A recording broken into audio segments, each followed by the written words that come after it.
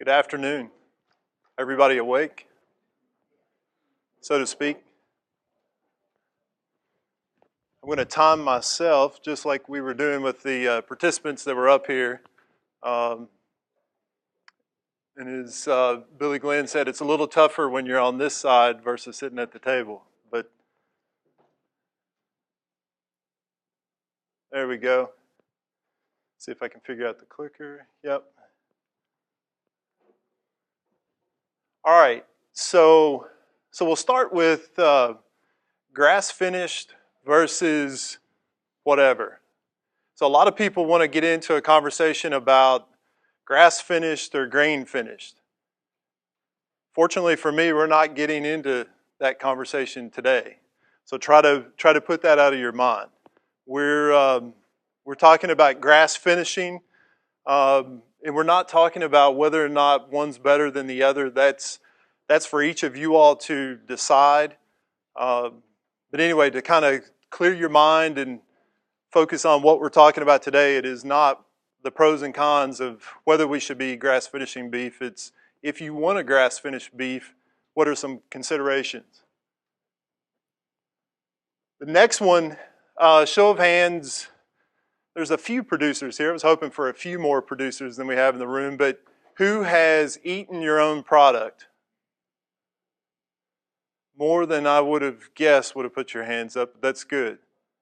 I probably should have began with, I'm a full-time farmer in central Kentucky. I'm farming with my oldest son who's 21. And some days he acts 21. This morning we had one of those moments, but I'm glad to be here. I'll give him the benefit of the doubt. And once upon a time I was 21 and probably not the best. I first generation farmer. Got into farming through tobacco, and one thing led to another. Lots of these classes, like a lot of the conferences, like a lot of the speakers we're talking about, led me down this path to where I'm at today. Once upon a time I heard a speaker say that every experience is like an ice cube, and you're the glass. And when you put all of those ice cubes in the glass, and when those melt, that's who you become. So I've tried to have as many ice cubes, as many experiences as I possibly can to try to broaden my perspective. I think it's really important to have eaten your own product at some point, because a lot of us are confident that we're doing a really good job, but it's the other people that need to improve. I've been farming now 30 years full time, and I can tell you that I'm confident that I know a lot more than I did 30 years ago, but I've not mastered any part of it yet. I'm not sure if that day comes, but I guess that's why we get up every day, is trying to see if we can do better than we did yesterday. The other thing about what we're going to talk about, I'm the sort of person that likes a cookie cutter. This is the size of the field. This is how long we keep them in the field. This is how tall the grass is. But reality about farming is it depends. It depends on how much it rained, what it is, the end product that we're trying to reach. So if your mindset is like mine, you're going to have to fight through that, because it's not... we also raise pastured chickens on our farm. We do about 20,000 of those a summer. We do 1,000 a week. Those are pretty cookie cutter. Those are 42 days. We get them in the mail. 42 days later, we've given them all the feed that they can eat. Water, we move them once a day on pasture. They'll weigh about 3.7 pounds dressed. It's like kicking out widgets, so to speak. Grass-finished beef is not like that. Sometimes when we think we've done the very best job, the beef says otherwise, and then there's times where we think we've done a poor job and the beef is some of the best that we've ever seen. The number one thing is know your market. So for 30 years I've been coming to things like this, and the speaker always talks about know your market, but the farmer in me knows that we go back home and we think, yeah, I'd like to do that. And so we start doing that, and then after the fact we start making phone calls saying, well, I've got whatever. I've got purple cows that are 1,000 pounds. Are you interested in buying those? That's too late. You have to have known up front where it is that you're going before you ever started. A couple of years ago, we also do sheep. We do lots of things on our farm. We're pretty diverse. I had some extra lambs that I took to the stockyards, and as I dropped them off, as I was driving back from Paris, I was thinking, why do I feel sick to my stomach? And the reason was that was the first thing I had sold in probably 10 or 15 years that I had no idea what I was going to get for it. That I'm not selling anything off the farm that I have no idea what it is, my base price.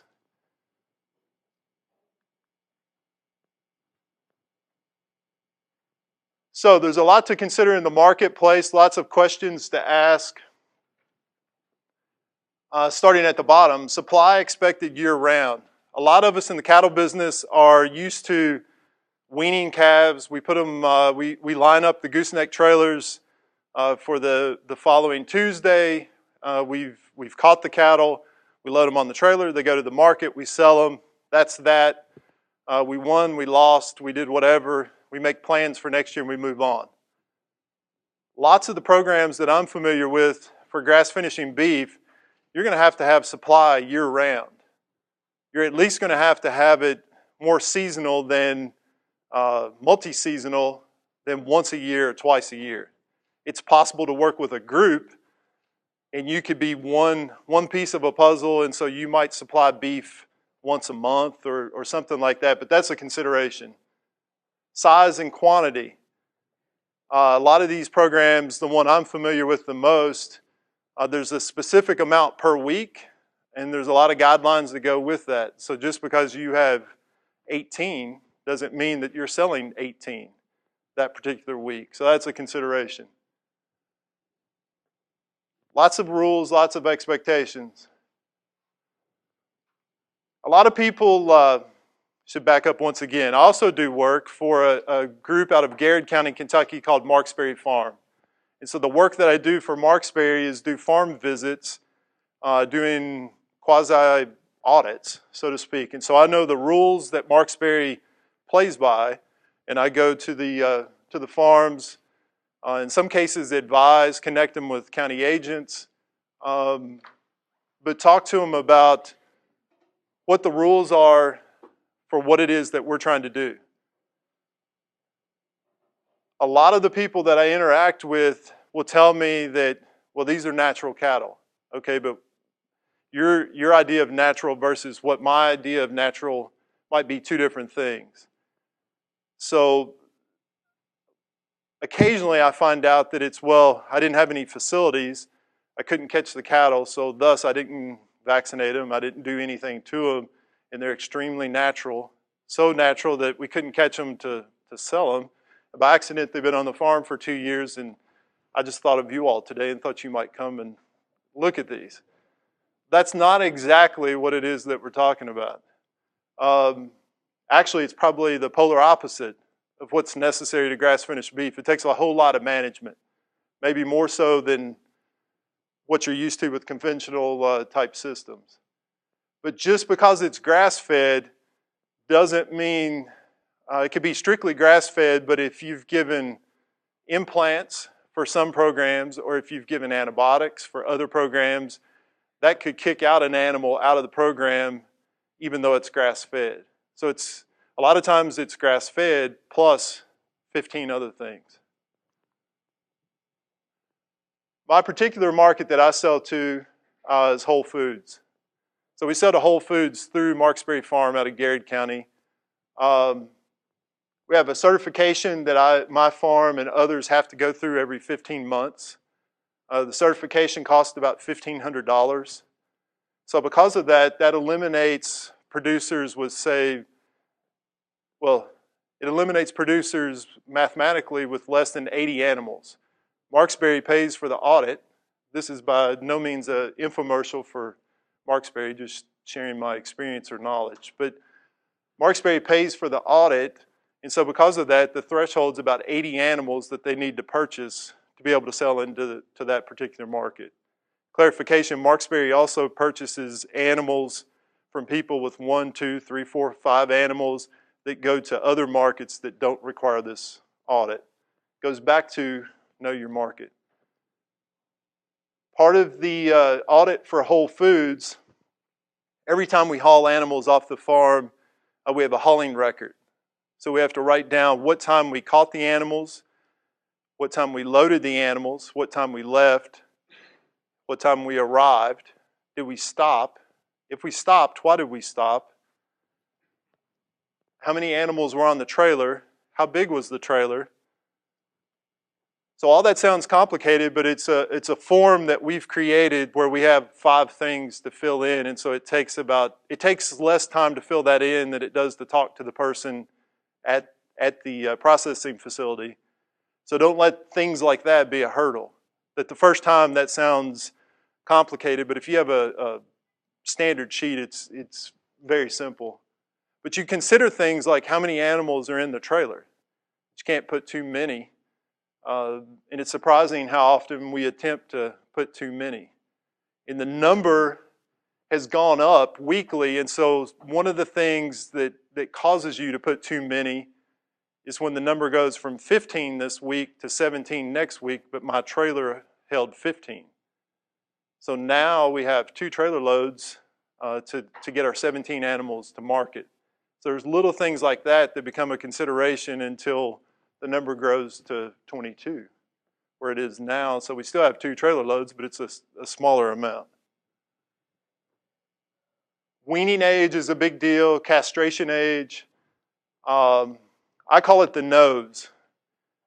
Once again, this is my particular market. Every market has a different set of standards and rules. Understand what those are. But in my market, no dairy animals, no antibiotics, no added hormones. Notice the verbiage, no added hormones. Animals have hormones, we're not adding hormones. No ionophores, and no organophosphates. Organophosphates are in some of the fly tags, fly sprays, but not all. I think it's in one wormer, but ivermectin, Dectomax, Cydectin, all of those are perfectly fine. The ionophore, that would be something like Rumensin. Before I started doing this about 8 or 9 years ago, I used all that stuff. It did really well with it, and it makes money. But this maybe makes a little more money. So we don't implant anything, but we graze lots of alfalfa and things like that, and so I was used to using Rumensin. So I've had to learn how to graze better than we were grazing before so that we didn't bloat animals. And so we've been able to fairly quickly figure that out.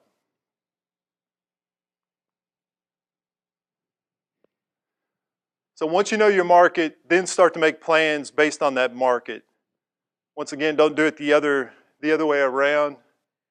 Going back to the chicken scenario, Marksberry buys lots of chickens. Lots of people, producers, will contact me, and they'll say, we want to produce chickens. We go through the whole thing, decide that, well, you'd be a good fit. You're going to raise chickens for Marksberry. And I say the first thing you need to do is contact the plant, find out processing dates that are open, then work backwards from there to buy your chicks. And I think we're batting 100. 100% of the people that I say that to will buy the chicks, have them 2 weeks old, then remember, oh, I need to contact the plant and say, I'm going to have chickens in 5 weeks. I'd like to schedule those, and then we have to break it to them that, well, we're full. And chickens won't tolerate, weight-wise, an additional week like beef would. But as farmers, my point is, as farmers, we want to do it backwards. We want to do our thing, and then once we have it, well, let me see if I can find a home for this. You got to do it, in my opinion, the other direction. So 8 or 9 years of trying to grass-finish beef. And so we have about 1,500 acres of pasture and another 500 acres of hay. So we're farming about 2,000 acres of forages. We have roughly 500 head of cattle that we're grass finishing at the moment. Those are delivered weekly, so it's an ongoing thing. So I have some experience with it. My experience says genetics play a huge role. That you can have really good forages and do a really good job with the forages, but if you have the wrong genetics, and some of the earlier speakers, Ann spoke to that, the wrong animals on grass are going to give the wrong result. And genetics, that'll probably be some of the questions, but that goes back to it depends. And I wasn't really trying to be humorous, but about half of the equation is certainly genetics. The other half is feed. And that should be your 100%, but I think us as managers maybe are an additional percentage of the equation there.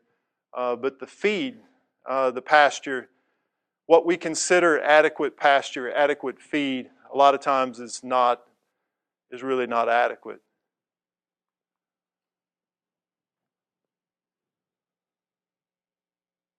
I have personal preferences on genetics. I'm partial to red Angus, but all breeds, there's good and bad in all breeds. And so there's good red Angus, bad black Angus, whatever the case may be. But all of the rules that apply to other programs, other systems, apply to grass finishing. The red genetics that I like, the focus of that breeder that I purchased the bulls from is a grass-based system. And so that's a huge asset for me, is to have someone that has bulls that genetically are doing well, animals that are doing well on grass, because that's the environment that I'm going to put them in. Frame size, smaller animal seems superior to a larger animal. So frame score 4 is something that I personally like. An animal that looks like myself or Don is probably the wrong animal to grass finish. I'm not sure that we could eat enough grass to fatten. I'm going to leave you out of that equation, Nick Carter.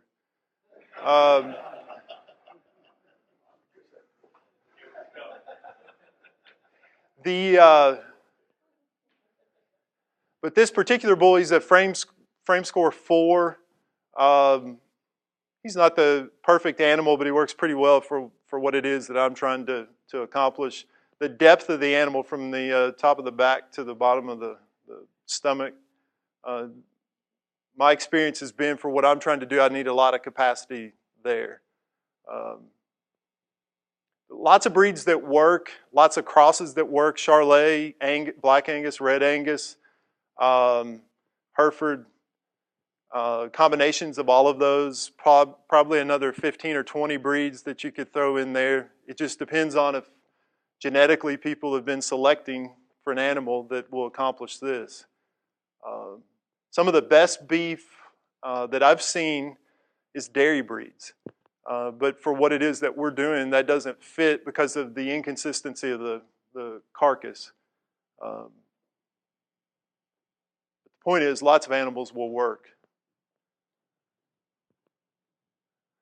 That's not a great picture, but it kind of goes along with what I was just saying. There's just a little bit of diversity in the picture. That animal, I think at that point, the calf closest to us was roughly 850 pounds and not quite 12 months old.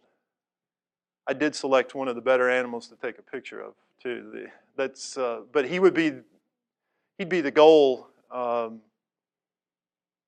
not quite there. So what type of pasture? You got to keep the animals fully fed all the time, which is complicated. And it's got to be really good feed on top of that.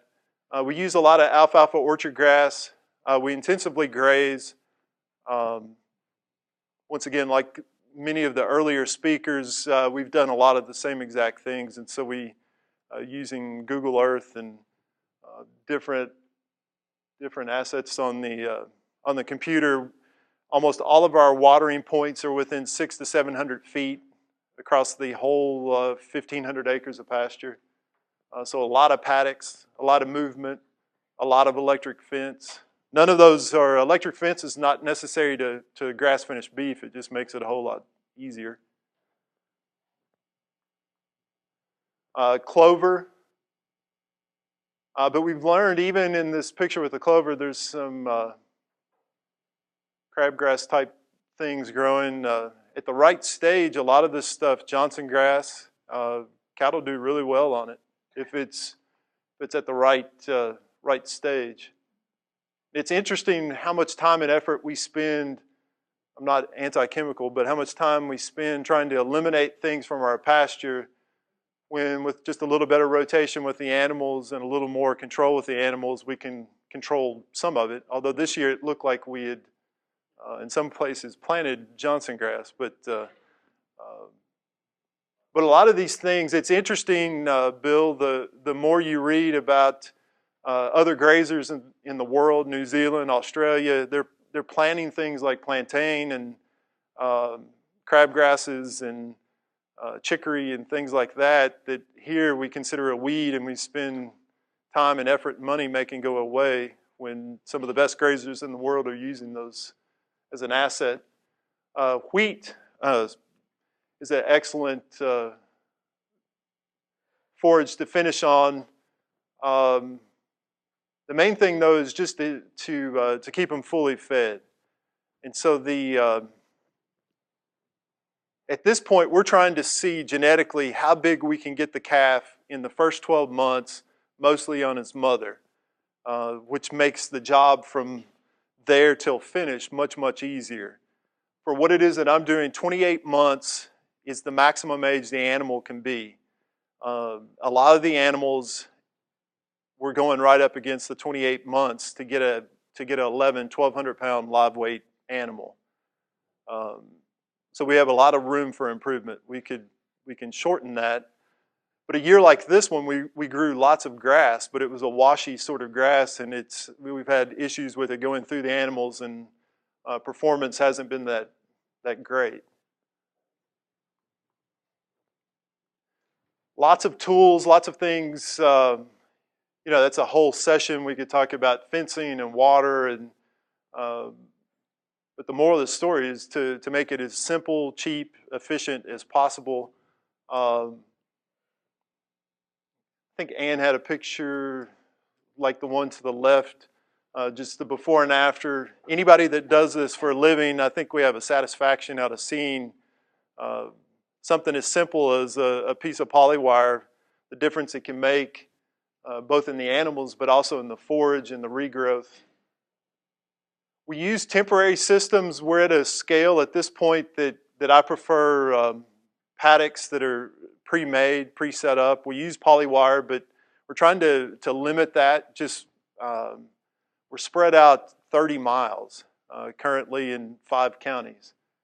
And so we're trying to eliminate having to set up lots of polywire posts, take it down, put it up, all that sort of thing, and more go up in a gate. So the top right corner is a terra gate. We use a lot of those. It's a New Zealand type tape gate, but it's like a step-in post, and it makes life easy. I don't know that it helps you finish grass or finish beef on grass any better, but it simplifies what it is that you're trying to do. Clean water, good mineral, basic sort of things that you would do, hopefully, for any cattle operation, but all of those are really important.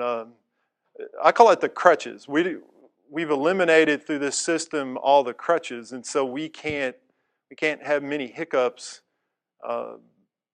because we no longer are implanting animals. We're no longer using all the little aids and tools that makes it go quicker and easier.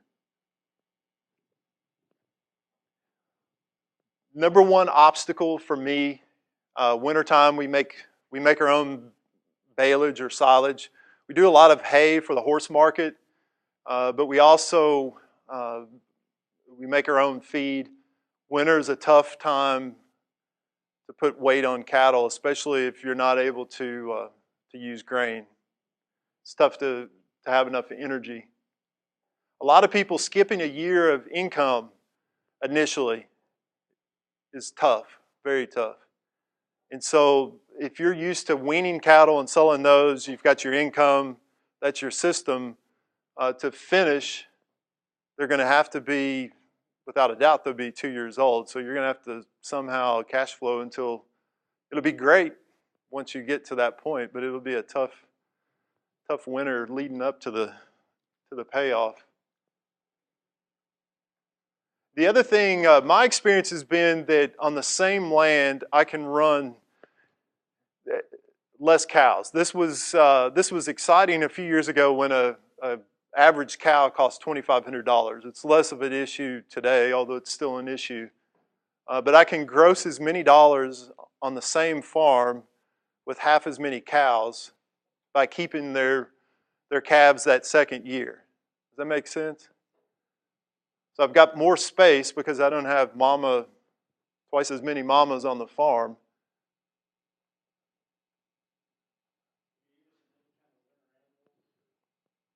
No. We're not opposed to it, but we haven't used, we're trying not to do any tillage or any of that sort of thing. If we're not going to feed grain, if we're not spraying, if we're not, then we'll try not to also do tillage. Once again, I obviously have a theme with Red Angus. That's not a promotional item either, but the really good luck with those genetics for grass finishing. Thank you all. Any questions? Jimmy. So in my case, with this system, we've been blessed to take on properties in the past 5 or 6 years where people were traditionally farming and ownership of the properties grew tired of the direction. And so we were asked to come on and do something different. So in some of those cases, there was row crops on the farm, and we don't row crop, and so we would no-till grasses with a nurse crop, and that's how we would get the wheat. And as first-generation farmer, I started out in tobacco, still raised tobacco, and so occasionally I end up with wheat because of that.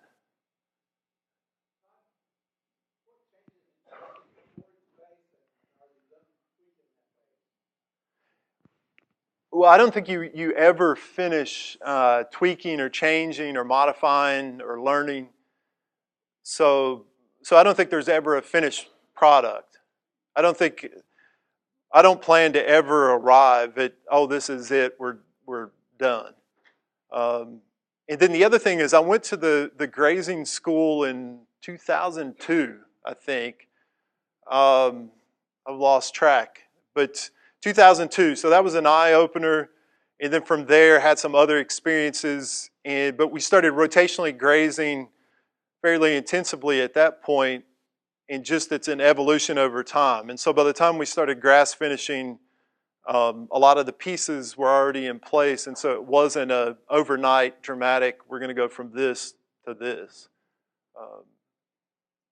I was actually fall calving and was frustrated because the better I got at the grazing, I had dry cows that I was rotating through lush pasture because I had weaned the calves off and sold them, and so we kind of inverted and changed the whole thing. And at some point, about 7-8 years ago, we started finishing for other people, part of a group that we're a part of exclusively, but we're frustrated with genetics, and so we're now trying to have our own cows and produce our own calves. And full disclosure is we're pulling our hair out at the moment because we're not able to grow as quick as we need to, buying genetics in to put in this system, especially with the heifers. They tell on themselves pretty quickly.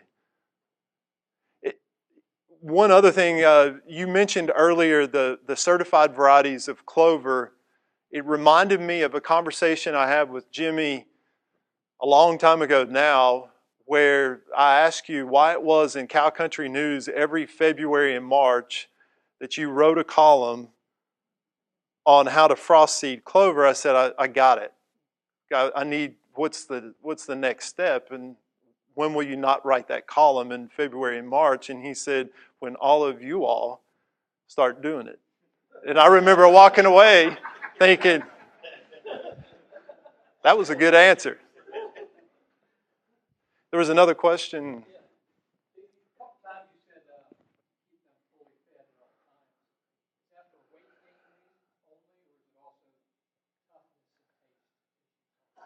It's primarily weight gain. And there's some genetics that will, it appears, there's some genetics that you can maybe not fully feed them, and in toughness and all of that would not be quite as big an issue. But for the most part, most people's idea of lots to eat, including my 21-year-old son's idea when I asked, well, how much grass was left in that field? And then the next day I see it and realize they should have been moved yesterday. It's too late. But most people's idea of, is it enough grass, they're short. The cattle should have been moved on sooner. You just almost can't put enough grass in front of them. And especially to let them cherry pick the good stuff off the top. Tommy. Oh, it varies. This year we got a lot of stockpile, but it's a special year. But we don't. We're not using any nitrogen, so the stockpile is purely because we took animals off of it. But we probably have 200 or 300 acres stockpiled at the moment. So in the back end, we're technically allowed to. I'm opposed to it, partially because farmer math says we can say on the back of a napkin that it would pay, but we don't allow for transport of the soy hulls out to the pasture and feeding them. And we do check the cattle every day, but all of that adds up. And I think it's painful at the moment, but I think it's going to slow me down from where I want to go to. Because I think that it would hide some of the animals that I should have learned to let go or move on, because they'll be fully fed. I don't think any of those things are evil. It's just that's not how I'm wanting to farm. One more question.